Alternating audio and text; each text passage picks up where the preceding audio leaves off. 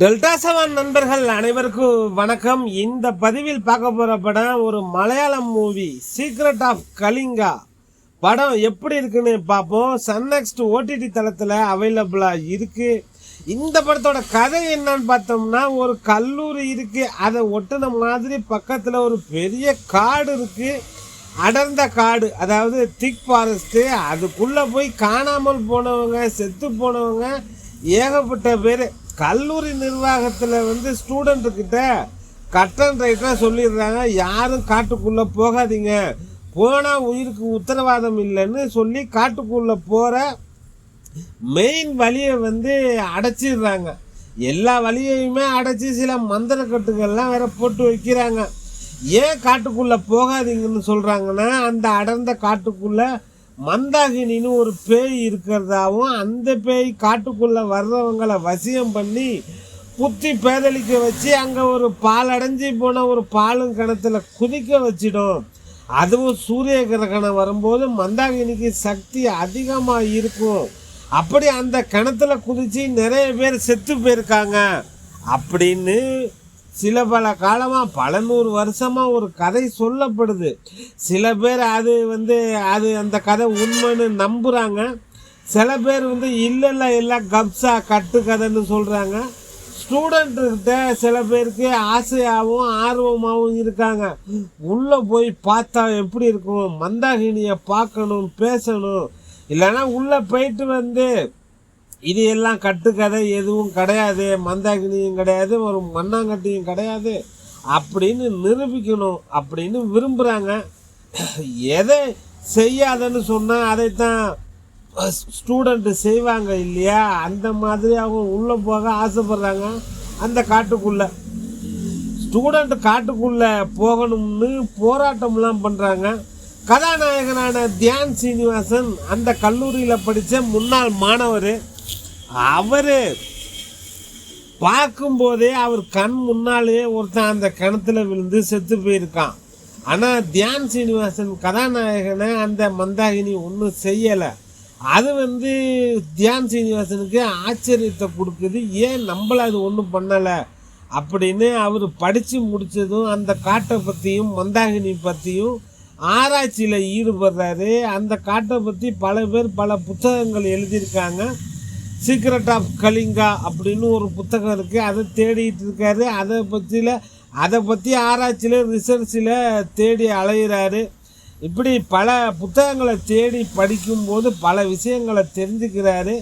அவருக்கு அடுத்தடுத்த ட்விஸ்ட்டுன்னு அதிர்ச்சி சம்பவங்களாக காத்திருக்கு அடுத்தடுத்த காட்சிகளில். தியான் சீனிவாசன் ஒரு சாமியாராகவே மாறி பூஜை பண்ணுறது, பேயோட்டுறதுன்னு ஆன்மீகம் சம்மந்தப்பட்ட வேலைகள் தான் செய்கிறாரு. இவர் படித்து முடித்து 10 ஆண்டுகள் கழித்து தியான் சீனிவாசன் தன்னோட தம்பியை அந்த கல்லூரியில் சேர்த்து விடுறாரு. அந்த மந்தாகினி பற்றி எடுத்து சொல்கிறாரு, காட்டுக்குள்ளெல்லாம் போயிடாத அப்படின்னு சொல்கிறாரு. அவன் நம்ப மாட்டேங்கிறான். என்னென்ன இந்த காலத்தில் போய் பேய் பிசாசுன்னு கதை சொல்கிறேன்னு கலாய்க்கிறான். தம்பி, உன்ன மாதிரி தான் நாங்களும் பேசிக்கிட்டு இருந்தோம். நமக்கு ஒரு அசம்பாவிதம், ஒரு பிரச்சனை வர்ற வரைக்கும் தான், அது ஒரு அசம்பாவிதம் நடக்கும்போது தான் இந்த மந்தாகினி பற்றி புரிய வரும். அதுவரை யார் என்ன சொன்னாலும் கப்ஸா கட்டுக்கதைன்னு தான் தோணும். உன்னை அந்த கல்லூரியில் சேர்த்து விட்டதே அங்கே என்ன நடக்குதுன்னு தெரிஞ்சுக்கதான். அந்த மந்தாகினி பற்றி முழு ஆராய்ச்சியில் நாங்கள் இருக்கோம் 10 வருஷமாக. என் வேலையெல்லாம் விட்டுட்டு நானும் என் நண்பனும் மந்தாகினி பின்னாடி நானும் என் நண்பனும் சுற்றிக்கிட்டு இருக்கோம் 10 வருஷமாக. அதனால் சொல்கிறத கேளு, அங்கே என்ன நடந்தாலும் எனக்கு உடனே தெரியப்படுத்து, நீ எக்காரணத்தை கொண்டு காட்டுக்குள்ளே போயிடாதன்னு சொல்கிறாரு. அவனும் ஒப்புக்கு சரி ஆளை விட என்னை போட்டு அறுக்காதன்ட்டு போயிடுறான். அந்த தம்பிக்கு ஒரு காதலி இருக்கா, அவன் பேர் காயத்ரி. அந்த காயத்ரியோட அம்மா அந்த கல்லூரியில் டீச்சராக இருக்காங்க. தன் மகள் மந்தாகினியால் பாதிக்கப்படக்கூடாதுன்னு கண்ணும் கருத்துமாக இருக்காங்க. தன் மகளை திட்டிக்கிட்டே இருக்காங்க படம் முழுவதும். அந்த கல்லூரியில் ஒரு செக்யூரிட்டியாக வாட்ச்மேன் வேலை பார்க்குறாரு ரியாஸ் கான். அவர் 18-20 வருஷமாக வேலை பார்க்குறாரு. அவர் அது இது வரைக்கும் மந்தாகினியை பார்த்ததே கிடையாது. அவரையும் மந்தாகினி ஒன்றுமே பண்ணலை. அது ஏன் இப்படி பல மர்மங்கள் அமானுஷ்யங்கள் நிறைந்த கதையை பல பேரை பயமுறுத்திக்கிட்டு இருக்கான் மந்தாகினி.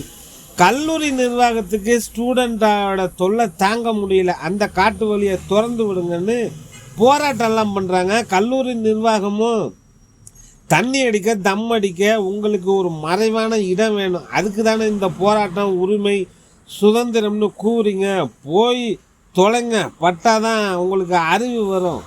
அவங்களே சில மந்திர கட்டுக்கள்லாம் போட்டிருந்தாங்க இல்லையா, அதை எல்லாத்தையும் ரிமூவ் பண்ணிவிட்டு அந்த வழியையும் உடச்சி திறந்து விடுறாங்க.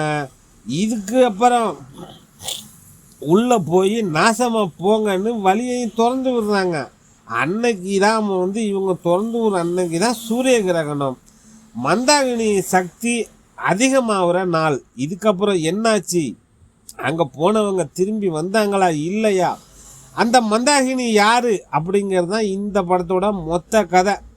மந்தாகினிக்கும் கதாநாயகியான காயத்ரிக்கும் என்ன சம்பந்தம்? ஹீரோ தியான் சீனிவாசன், வாட்ச்மேன் ரியாஸ் கான், இவங்களையெல்லாம் அந்த பேய் மந்தாகினி ஏன் உயிரோட விட்டு வச்சிருக்கு, இல்லை பாதுகாக்குதா அப்படிங்கிறதுக்கான பதில் கிளைமேக்ஸில் இருக்கு. கதாநாயகன் தியான் சீனிவாசனோட நடிப்பு பிரமாதம். அந்த கல்லூரியில் படிக்கும்போது சின்ன பையனாகவும் 10 ஆண்டுகள் கழித்து அனுபவம் பெற்று ஒரு முதிர்ச்சி அடைந்த ஒரு சாமியாராகவும் நல்லாவே நடிச்சிருக்காரு. அந்த டிரான்ஸ்ஃபர்மேஷன் இளம் வயசுலேருந்து 10 ஆண்டுகள் கழித்து வரக்கூடிய தியான் சீனிவாசன் அந்த கேரக்டர் ரெண்டுத்துக்கும் வித்தியாசம் தெரிகிற மாதிரி நல்லாவே பண்ணியிருக்காரு. கதாநாயகி மாளவிகா மேனன் அவங்க கதாபாத்திரத்தை நிறைவாக பண்ணியிருக்காங்க. அந்த பேய் மந்தாகினியா அவங்க தான் முக்கியமான ரோல் பண்ணது.